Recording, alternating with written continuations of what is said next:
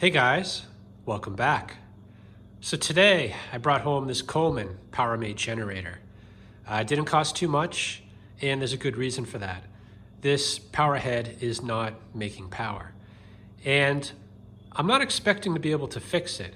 This is actually the fourth Powermate generator of this model that I've picked up, and 3 of the 4 had stators that had melted down. So, that's okay. I didn't buy it to fix it, but I do need that engine.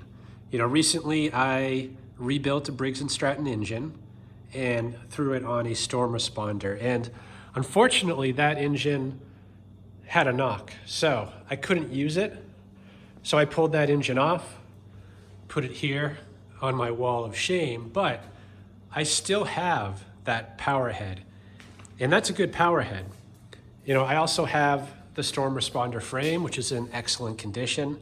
And I've done this before. I've taken a Subaru EX30 engine, married it to one of those power heads, and threw it on a storm responder frame. So that's what I plan on doing. But before I do that, I'm gonna run some tests. I wanna make sure that power head is bad. And I guess based on what we find, we'll kind of determine where we go. So the easiest test to do is just to check what the ohms are on the stator. And you can do that usually from the outlets. In this case, it looks like this is leg 1, leg 2 of the 120 volt circuits. You do want to test both of these. Now, I don't know what the reading should be on this, but generally less than 0.05 is what I see. And in this case, I'm just going to use the 240 outlet. The one here with this little notch is the ground, neutral is across, and then you got leg 1, leg 2. So with the multimeter in ohms, you want to check what the resistance is.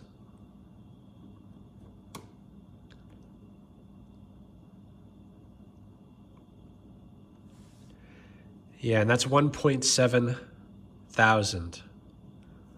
So that is not good. We'll check the other side. 94,000. So things are looking pretty bad. I would say generally you don't have to go much further than this. I mean, that's a telltale sign, but this control panel could have issues as well. I mean, one of these fuses, or actually in this case, both could be bad. So there is a quick disconnect for the stator behind this control panel. So I'm gonna disconnect that and we'll probe there directly. Yeah, someone's already been in here. The ground wire should be connected, I believe, right there. The quick disconnect comes off like that. We've got 5 wires going right into the stator. 2 are white and 2 wires are black. So we're just going to do the same test. We'll put one of the probes on the white wire and the other on the black wire.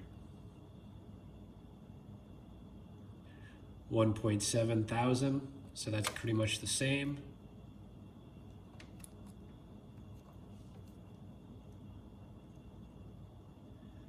And 95,000 ohms. So really don't need to go much further. The stator's bad, I'm 100% sure, but I am curious to see how bad. So I am gonna pull this end cover off and take a quick look. And I wanna disconnect the brushes anyway, probably just uninstall them, because I do wanna bring this outside, start the engine, make sure the engine's good before I go to all the trouble throwing it on that Briggs and Stratton.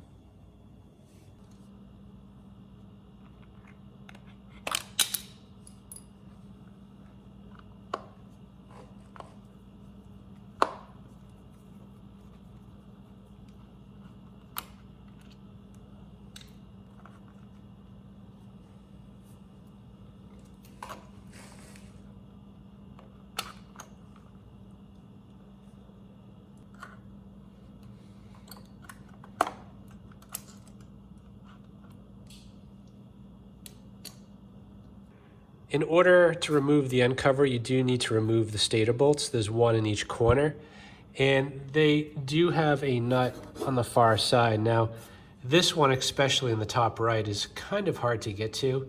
So since I'm taking this thing apart anyway, I'm just gonna get the tank and the heat shield out of the way, and that'll give you guys a better view and me easier access to get those bolts out.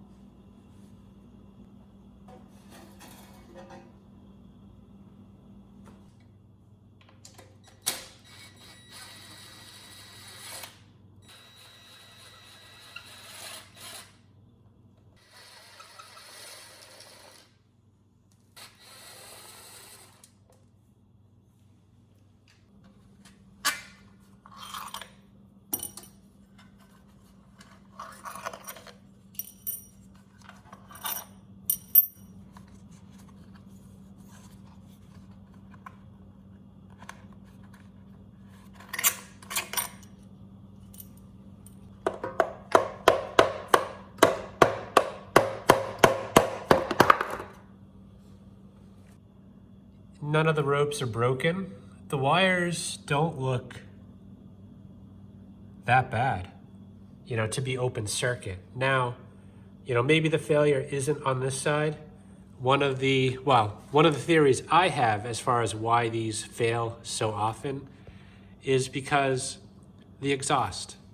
If you see here, there's about an inch in between the exhaust and the stator, and there's no heat shielding whatsoever. And the insulation is only rated up to about 300 degrees Fahrenheit, and that muffler runs at least 700 degrees. So you let this thing run for a while, this stator's gonna heat up quite a bit. So I'm guessing the failure is on this side. So this stator actually should be free to come out now. So I'm just gonna hit it a few times with a rubber mallet to break it free, slide it out and take a look on the other side. Just gonna unplug the DPE wire.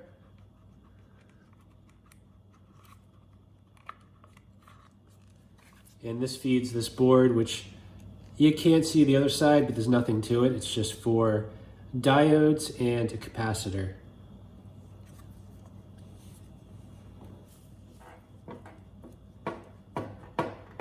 Okay, actually I was wrong. There's a bolt right under here, kind of anchoring the stator to these feet. So I'm gonna get that bolt out and then it should just slide out.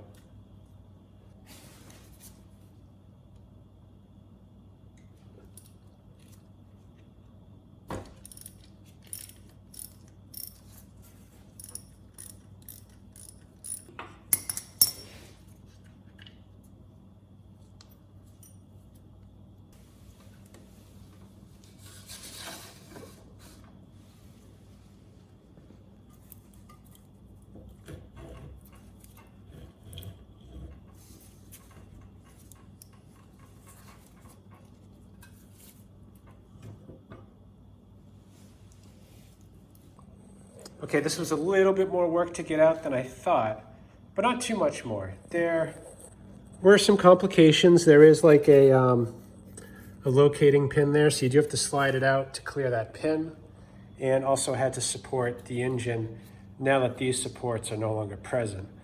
Anyway, it's out, and let me show you what I found. So this is the side here that would have been exposed to all the exhaust heat. And so when I turn it around, I think you can see that right there. So yeah, this is the exhaust side. This would have taken most of the heat. The insulation broke and those wires are disconnected. They melted. So yeah, no question, stator's done. But I think we knew that. So I'm going to throw it back on, leave the brushes disconnected, bring it outside and try out the engine.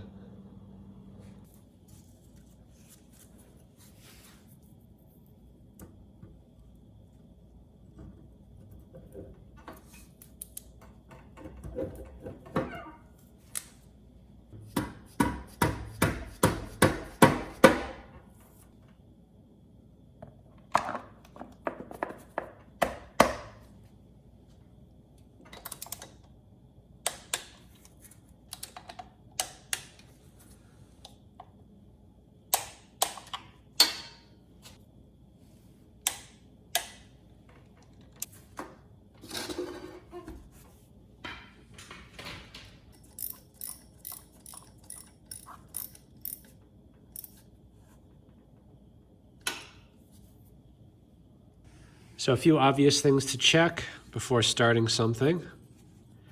Start with the oil. It has plenty of oil, needs to be changed, but won't worry about that right now. Yeah, on these Subarus, they have foam filters and they tend to deteriorate.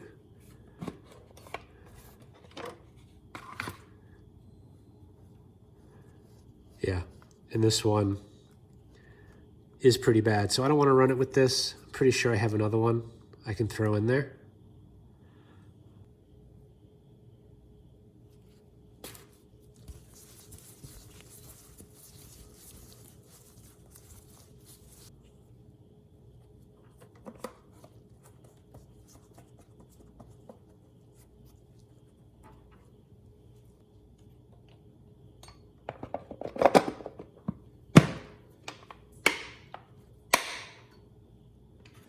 Another good check, especially on generators, the resting position is full throttle.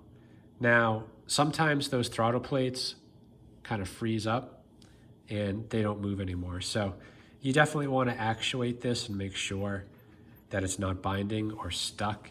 And in this case, we're good. Okay, ready to give this thing a try. I got the test tank hooked up, feeding it gas. And I also hooked up the tachometer. Now, the Subarus, when the spring gets rusted here for the governor, they tend to lose speed. So I'm guessing it's probably going to be below 3,600 RPM. And if it is, I'll just adjust this up to reach, actually I'm going to aim for closer to 3,700, which will be 61.5 hertz once we get this thing on a new power head.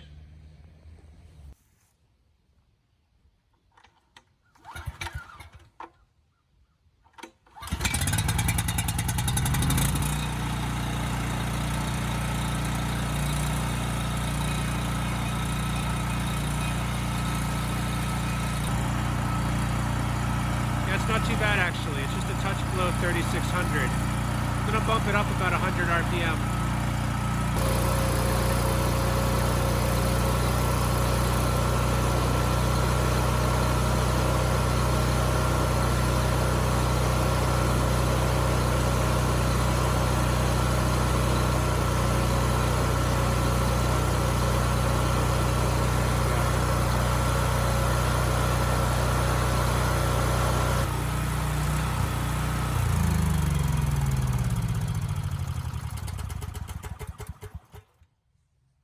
Okay, good. It started second pull. Had me worried there for a second, but the engine speed was pretty good. It was actually pretty close to 3,600 RPM. So I did bump it up a bit so that it would be closer to what corresponds to 61.5 hertz once we get the new generator head on. So now that we got it warmed up, I'm just gonna bring it back inside. We'll change the oil and then we'll start breaking this thing down, get that engine out, and move it over to the storm responder frame.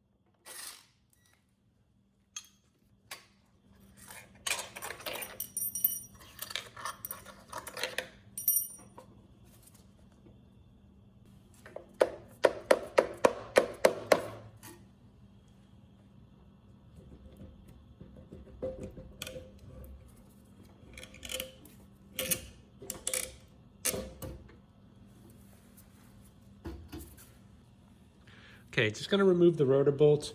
Usually I fill the cylinder with rope to lock up the engine so I can get that bolt out. You know, in this case, I'm just gonna try the impact. I think that'll take it out with less effort.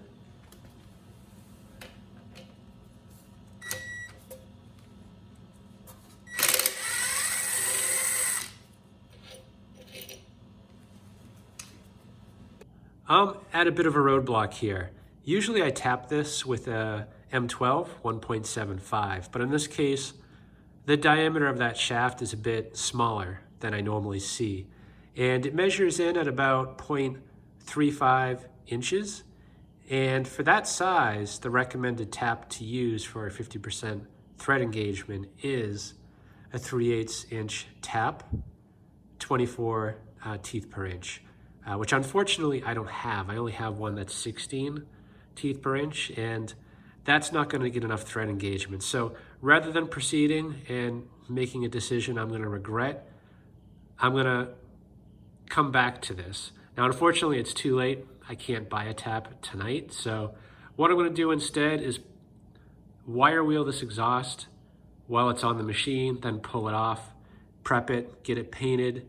I also want to clean the carb. I mean, even though the engine runs, the carb is pretty dirty, at least on the exterior, and I'm sure it's never been cleaned. So I'll get that cleaned up. And then the blower housing on this is red, which matches the frame quite well, but I'm putting it on the Briggs frame. So I'm gonna pull that blower housing off and paint it up black. And then tomorrow we'll get the tap that I need and hopefully finish getting this thing apart.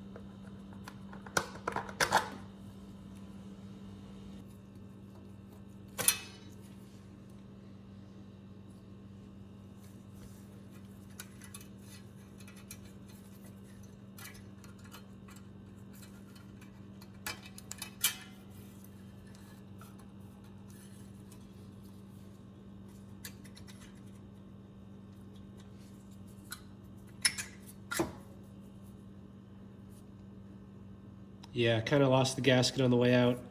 You're almost guaranteed to not get one of these off a Subaru without having to replace the gasket. So not a big deal. I do have a couple just for this occasion.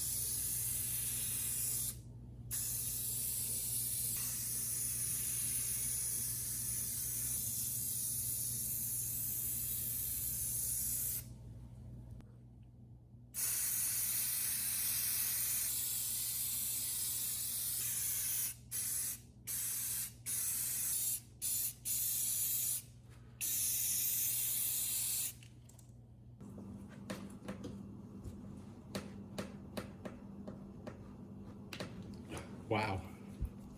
Yeah, it's never been opened. Let me try the impact.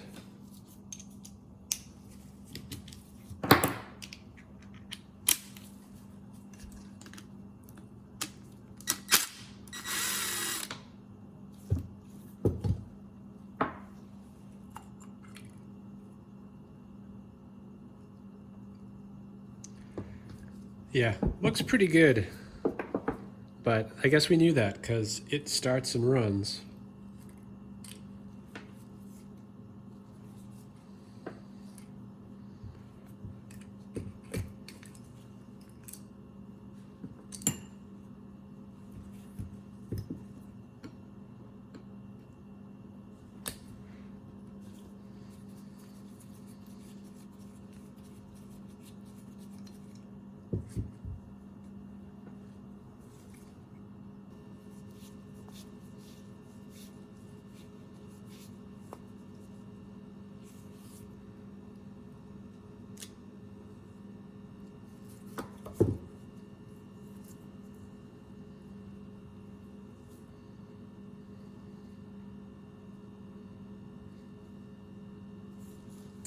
This one's a little strange.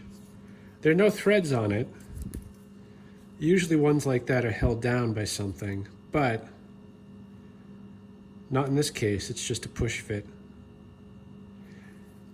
Anyway, that's all that comes off of this. So I'm going to stick the main body in the ultrasonic and the bowl. The rest of it, well, maybe the pilot jet too.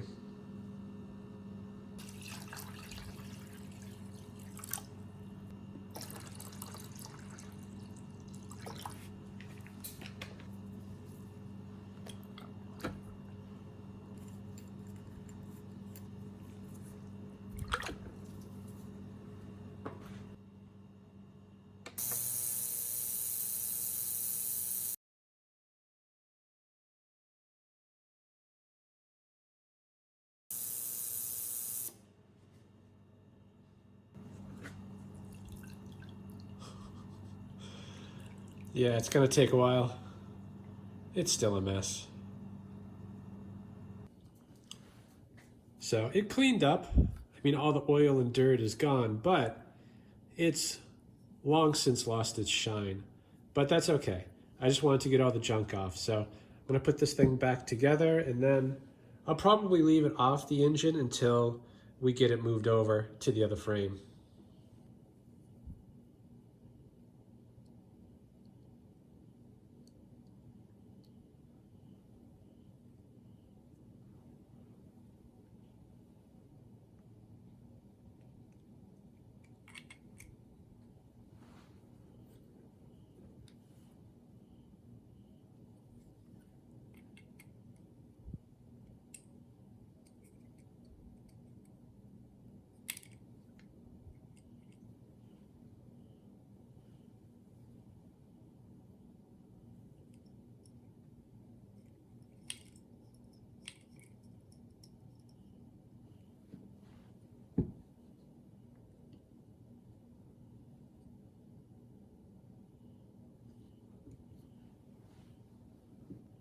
This is the pilot jet. I couldn't really tell how it was secured in there. And usually there's either threads or something that holds it down. In this case, there is a flat side right here on the right, and there's a groove cut right in there. So I think it just goes in like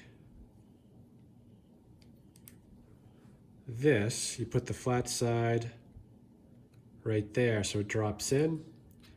And then when you turn it, it goes into that groove, locking it down.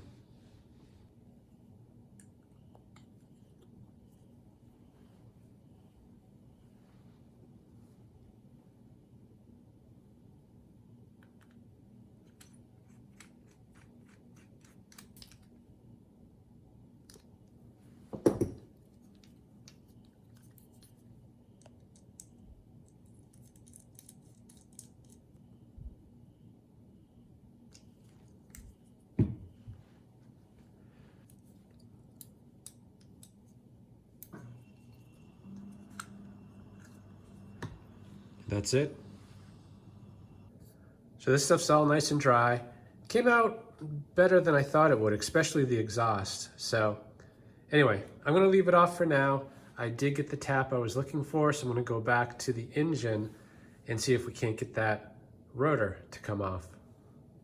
Okay, so I just rotated the engine to get it to the compression stroke. I'm gonna pull the plug off and back it up a bit to the bottom of the stroke and fill that cylinder with rope.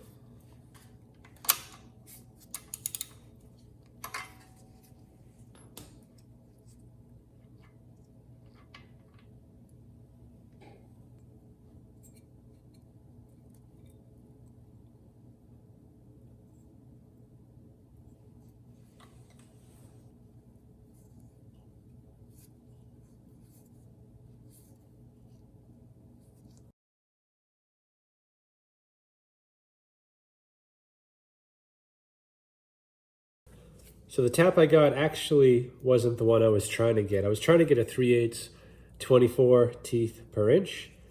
Surprisingly, they didn't have it. They only had 16, which is what I already have. So I ended up getting an M10 1.5, which should give the same results. Now, I did start it just a bit. I wanted to make sure that that tap was going to work. So I'm just going to finish it up.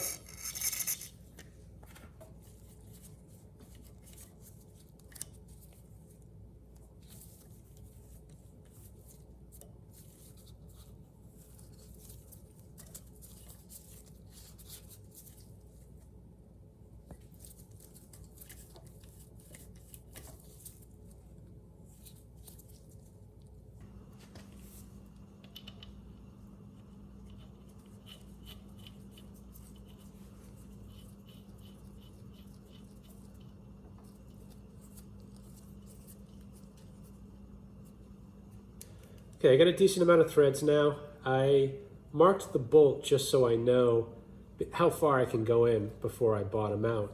Now, I like usually pushing these off with a rod. You just cut it to size, insert it in the shaft, and then crank down on it until the rotor pops off. But in this case, the diameter of this hole is pretty close to the one down on the crankshaft. So any rod I put in there is probably just going to push into the threads on the crankshaft and messing it all up. So I'm not going to do that. Instead, I'm going to unbolt the engine, stand it up, fill the shaft with water, and put some Teflon on here. And what that should do is basically form a seal, so when you crank down, it increases the pressure until it pops off the crank.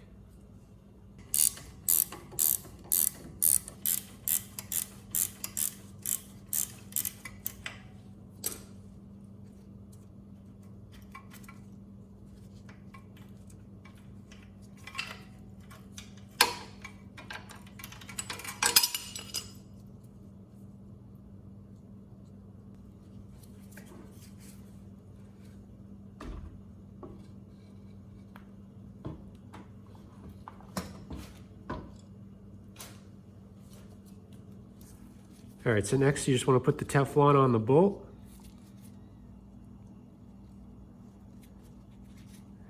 And at least 10 turns.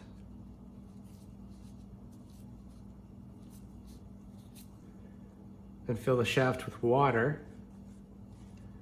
You can use oil, but water cleans up better.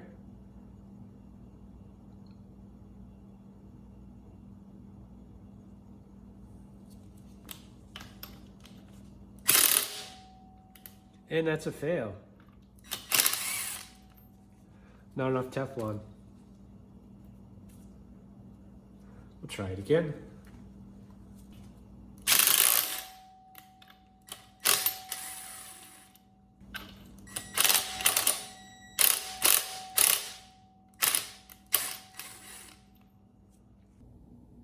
So I've tried the water a few times, not having any luck, so I'm gonna try oil this time.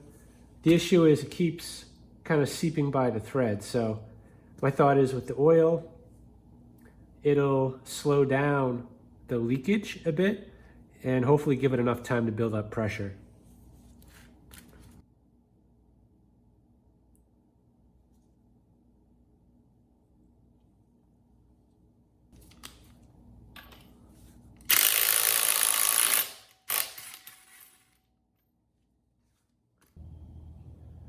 Yeah, so this is not working, and this might be a bushing. It looks like what I tapped here is pushed into this outer shaft. So it's actually leaking not where the Teflon and the threads are, but right in between here. So I'm gonna have to rethink how to get this thing off. Well, can always try brute force. Tried it before and it didn't work.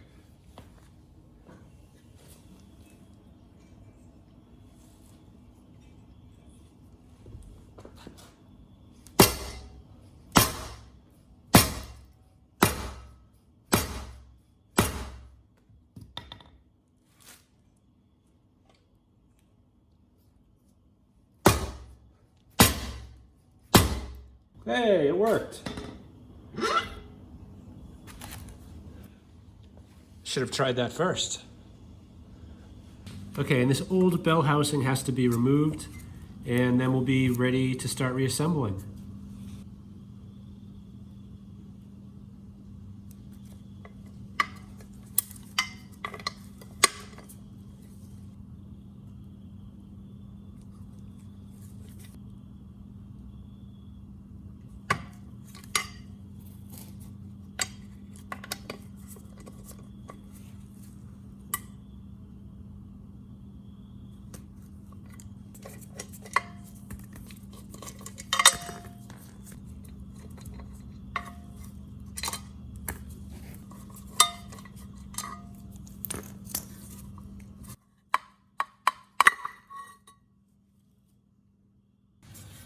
So the Briggs bell housing expects very low profile bolts, and the original Briggs bolts, they do fit, but the length is too long. So if I try to screw this in, it stops shy of securing the bell housing. So there's two options here. One is cut the bolt shorter, which is what I did here, and this works fine. The other option, which I did last time, was to actually take the bolt that came on the Subaru and grind down some of that height, which is what I did here. And this is a lot better, but it's still taller than the Briggs style bolt. And that's important because the fan on the rotor gets very close. And if you just put in the stock Subaru bolt to hold the bell housing on, the fan will hit and you'll destroy your fan. And even when grinding it down, I mean, we're talking about maybe a 1/16 of an inch that takes off. And it doesn't hit anymore, but it's so close. So I'm just gonna cut down these 4 original Briggs bolts to match kind of the depth of the hole here on this case, and I'll use these. Okay, everything's been cut to size. I did clean out the old Loctite on the threads and chased a few of the threads here that were a little bit clogged up. So anyway, I'm gonna install this and use a little bit of thread locker and torque it to 20 foot-pounds.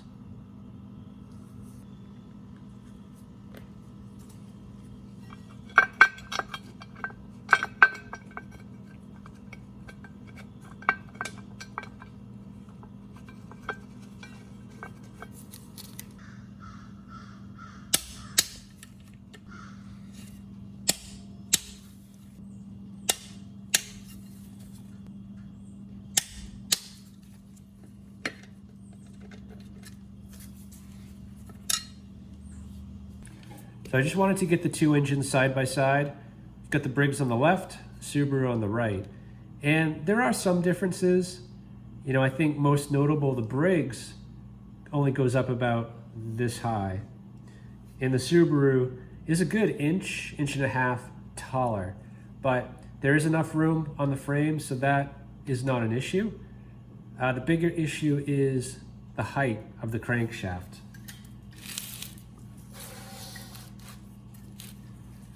The Subaru engine, the crank exits about 1 inch higher. And that's a bit of an issue because the stator end housing has 2 feet that bolt to the frame, and it's expecting the crank to be this high. So if I just bolt it down with this engine, the whole thing's gonna sit kind of crooked. So gonna have to come up with something to kind of level that out. You know, in the past I used a block of wood. Probably gonna use the same this time, but was hoping to come up with something a little bit better.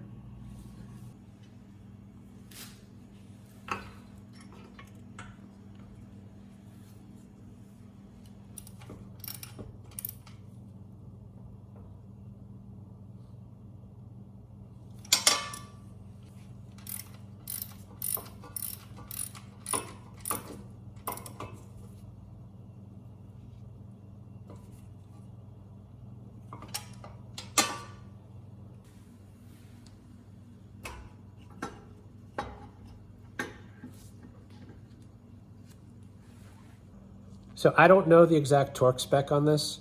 Before removing the bolt, I torqued down on it to see where it would start turning. And it didn't turn at 20, it turned at 25. So I'm gonna start by tightening this to 20, and I'll bring it up slowly, but not exceeding 25 foot-pounds.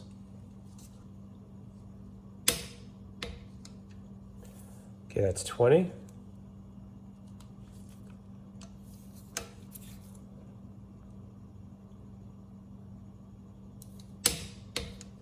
23.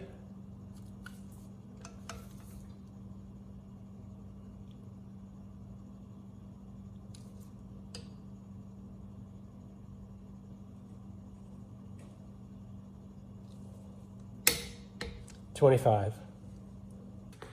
I ended up making a wood spacer similar to last time. You know, I got the bolts right there, Loctite it in. And once this is in and sitting on there, I'll just drill some holes here and bolt the spacer down. Now, I was hoping to get a little bit smarter about this. I do have some extra insulators here. I was hoping to just double up and get the height I need there, but unfortunately the thread here is not compatible with this, so that's out.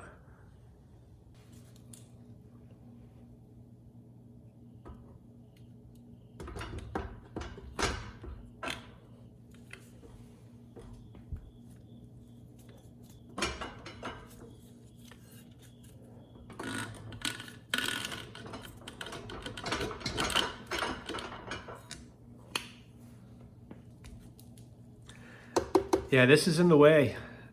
Because of the extra height, I can't really lift the stator properly to get it in. So there's just 4 nuts going around, so I'm gonna take those out. This should come right out of the way, and then slide this in the rest of the way.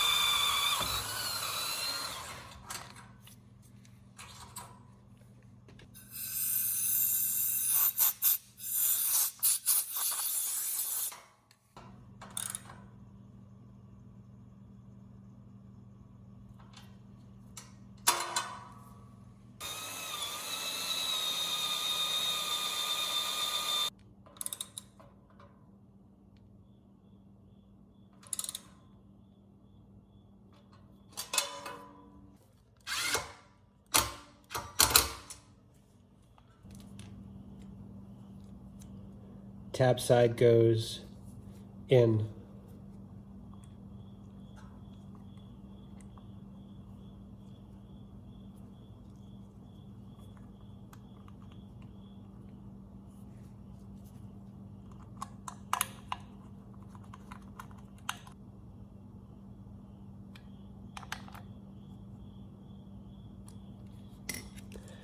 Okay, and then these wires, it's AC in, so it doesn't really matter where they go. Red was on top, I'll put it there anyway. But the important thing is to get the tab side in, because it's DC going to the brushes. You get that wrong, polarity will be wrong, and most likely the generator won't power up.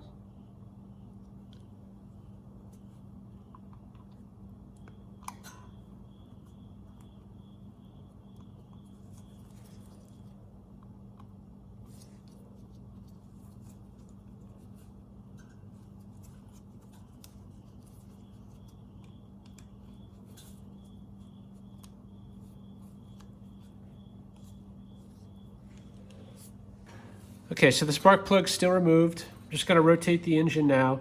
I wanna make sure that it rotates freely and I don't hear any scraping in the power head, or even worse, the engine binds up.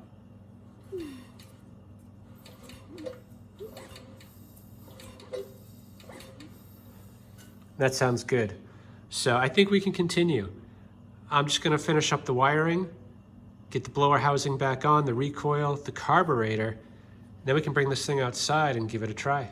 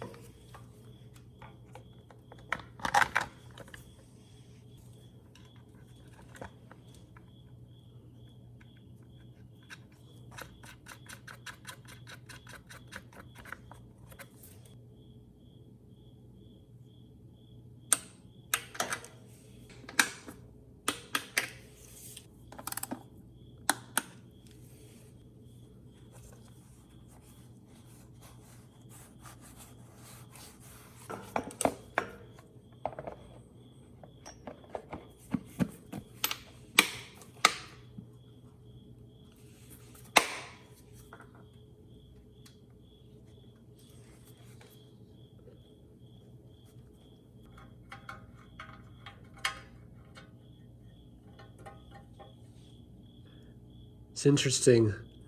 The spark arrestor on the Subaru has a Briggs symbol.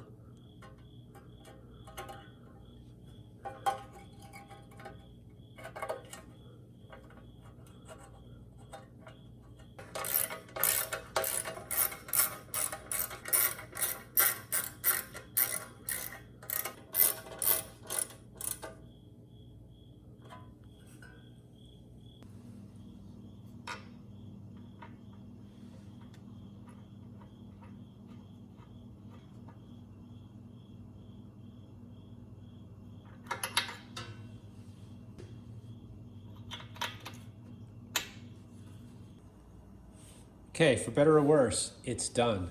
And I think it's for the better. You know, Subaru makes very good engines. I put them right up there with Honda. The power head also that was originally on the Subaru was not very good. The Briggs power head is much more robust. So this combination should last a long time. Now, this generator has had a very tough life.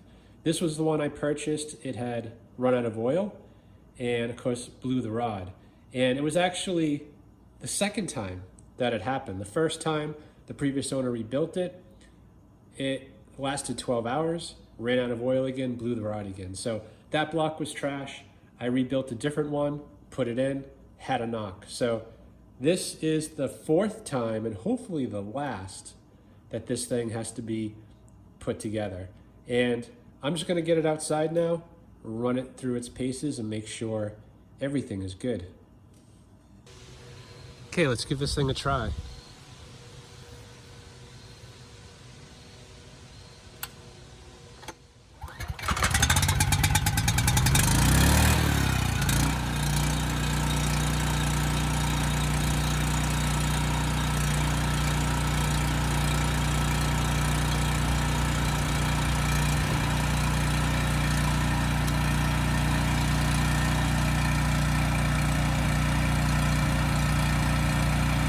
Running slow.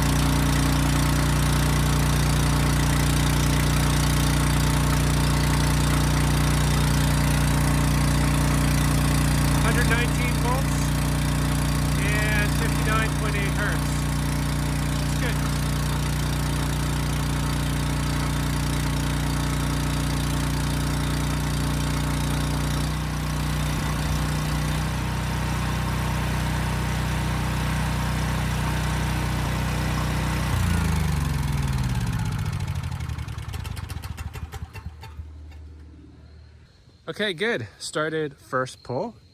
Made me nervous for a second. The engine did over rev before the governor kind of kicked in. So I do want to test that again, just to make sure we don't have an issue.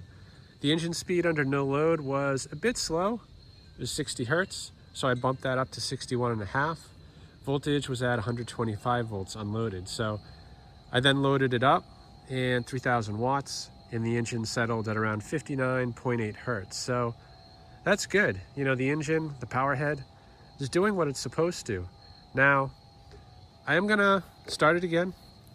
Just wanna make sure we don't have some issue here with the linkage. I mean, it doesn't feel like there's anything binding, but it definitely over revved for a second. So let's just try it out again and make sure we don't have an issue.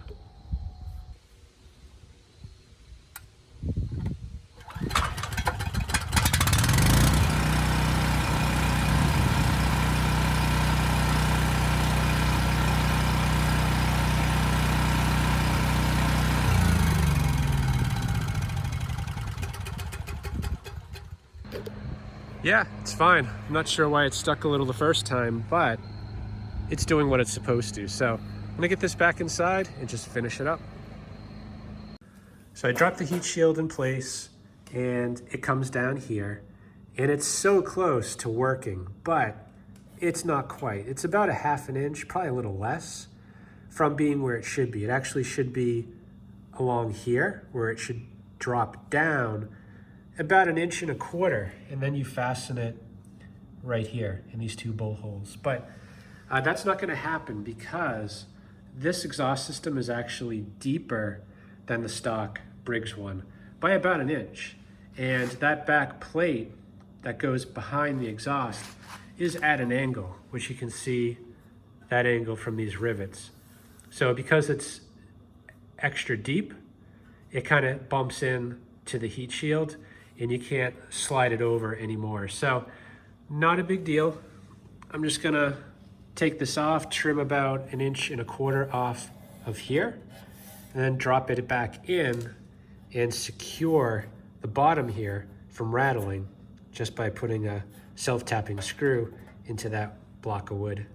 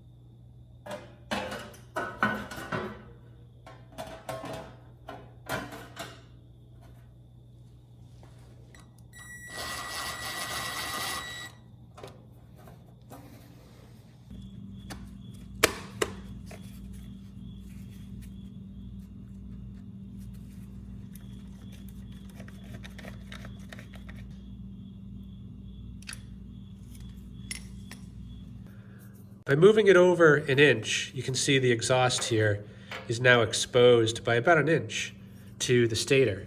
And it's not a concern over here where the vents are, but starting right about here, you do want it protected, and it's not. So I do want to try something. It involves a heat shield from a Husky HU5000. It's designed for the Subaru engine, and I've used it before on a Powermate that had no heat shield at all between the exhaust and the stator. So I'm going to get this heat shield off. We'll get that one on and see if it improves things at all.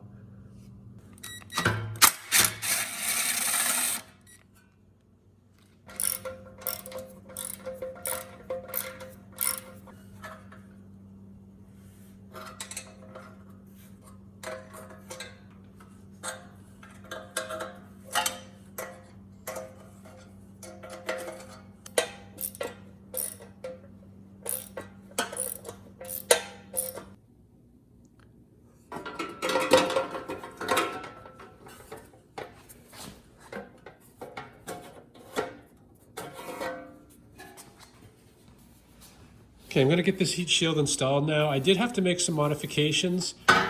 This here is the front bottom, and both of these were folded at a 90, but this one here, I couldn't get it between the exhaust and the stator because the clearance was too tight. So by straightening that, it fixes that issue. And the second issue is similar, related to the stator size. The stator is round, and as it kind of approaches the bottom bolt, I couldn't drop it all the way down. So I did have to snip some material off there.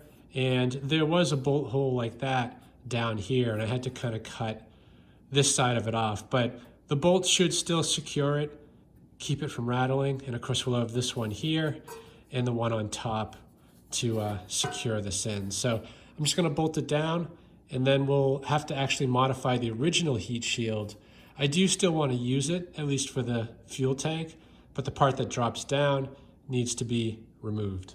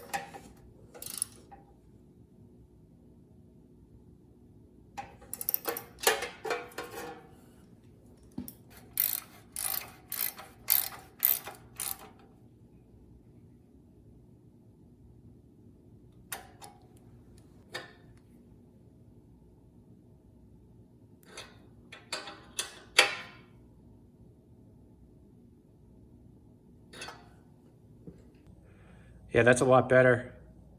It's gonna direct all the heat out. Even the heat coming out from the engine is gonna come here and get directed out. You know, we got good protection here on the left, the back, and the top.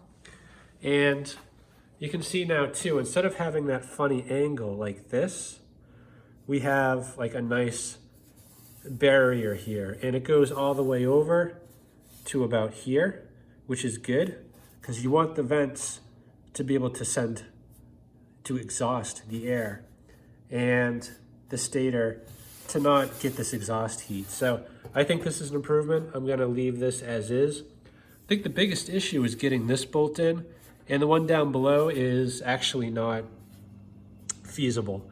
So I left that out. I mean, this thing is secure anyway. I think the biggest risk of not having that bolt there is potentially a rattle, but I don't think that's gonna be an issue. So I'm gonna get the old heat shield, drill those rivets out, and lay it across here to protect that fuel tank. And then we'll put this thing together and bring it outside.